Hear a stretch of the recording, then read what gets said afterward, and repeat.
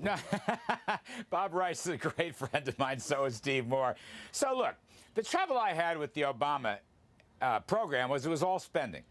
It was all spending, and most of it was not spending for infrastructure. Most of it was spending for welfare programs, social spending.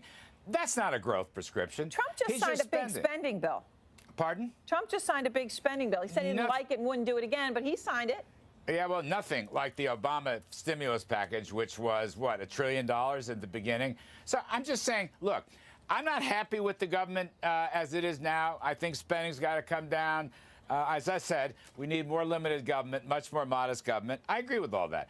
But I think, again, with respect to the Obama years, if he had a growth program, A, we would all be more prosperous today, and B, I wouldn't have fretted about the deficit. I mean, he had a chance to lower taxes. It was under discussion, but he never did. So in the context of your concern, though, that you've had in the past about humongous deficits, to use your words, out of control spending, my question is whether you have real faith in the man you work for and his belief on this issue, because here is what he has said in the past, Larry. I'm the king of debt. I'm great with debt. Nobody knows debt better than me. I've made a fortune by using debt. Are you really on the same page with him, Larry, when it comes to this? Yes, of course. That's private sector stuff. I'm not going to go there. Look, it's spending that troubles me, and I will just say this, Aaron.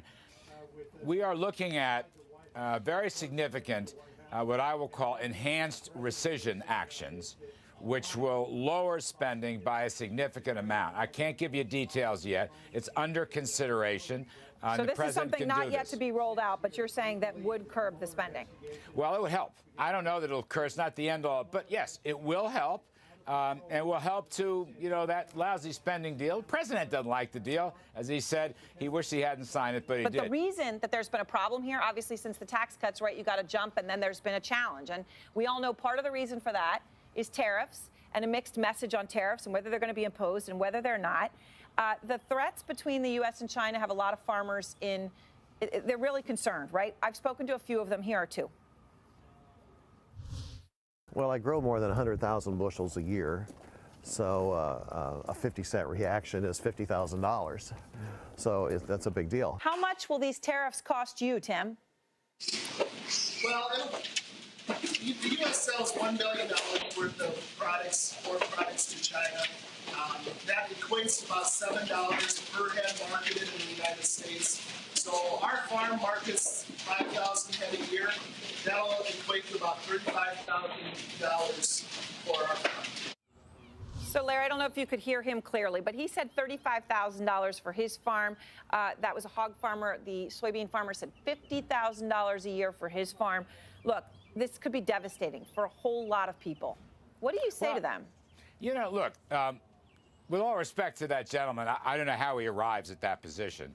And I don't know what kind of economic growth projections he's got for the farm area. That's going to matter a lot. Our Secretary of the Agriculture has said farmers are patriots if it came down to that. But let me just go back for a second. But when he says that, what does he mean? Is Sonny Perdue saying a great patriot, so you're just going to eat it? There are no tariffs. Let me say this. There are no tariffs at the present time. There are proposals, there are discussions, but there are no tariffs at the present time. We'll see in a couple of months whether our tariff issues work out or not. We'll see if China responds. So far, they've responded unsatisfactorily. But I hate to predict the future, and I hate to see you and others make the case that the worst is going to happen. We don't know any of that just yet on the economy or how the disposition of this conversation will be. Larry, before we go, part of the reason I asked you this, though, is you've always been such an honest person and a person of integrity. And on the night when the market went up and then the president threatened $100 billion in additional tariffs on China, you were asked about it the next morning. When did you find out? You took a long pause. Let me just play it so people can see it. When did the president first tell you that he was going to announce these additional potential $100 billion in tariffs? Last evening. You took that pause and you answered the truth, Larry, because that's the kind of person that you are. But my question to you is, do you have confidence? Do you have confidence that the president doesn't really want these tariffs, that he's going to listen to you, that he's going to do the right thing? Well, I'm not necessarily. Let me just back up again. Okay. Look, China has had unfair and illegal trading practices for